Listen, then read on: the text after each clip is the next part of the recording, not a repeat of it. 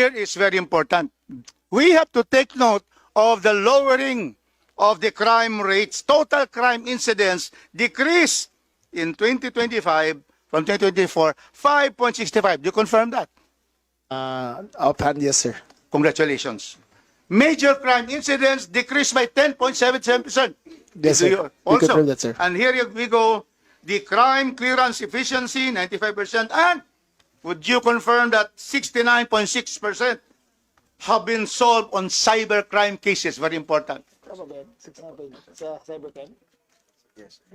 Yes, sir. Yes, Thank sir. you. It's here, sir. And so I would say, Mr. Chairman, that we therefore duty-bound to support the budget of the DLG and the attached agencies. And that's why I'm surprised that, for example, the Bureau of Fire only has 2%. I understand it's a trust fund, Yes, sir. so that's okay. Yes, sir. But the PNP of General Nartates is only has an increase of only 2%.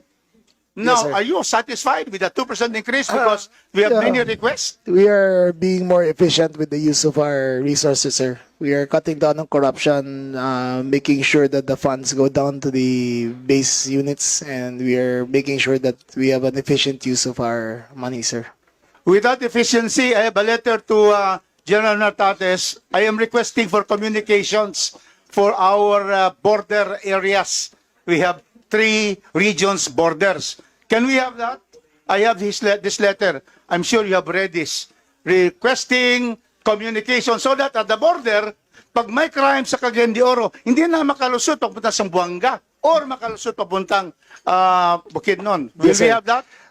Sir, we are standardizing our communication equipment for the BFP and the PNP. It's now called the push-to-talk system, which uses a cellular system but uses radio. It will be standard for all our units, sir. Thank you. So we're able to have that for our Yes, sir. region. Thank we you. have 14,500 units arriving in 6 months. Wow.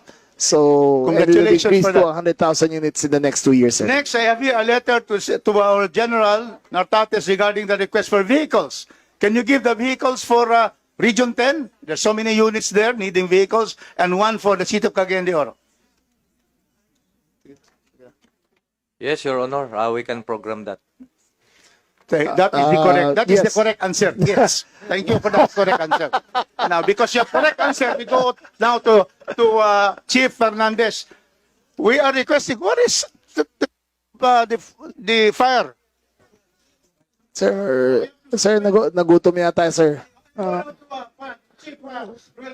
Yes. Kindly proceed.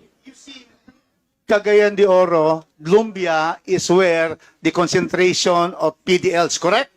And so therefore, we have a letter for you requesting for 1 passenger bus and 1 passenger van for PDLs. Will you be able to give that?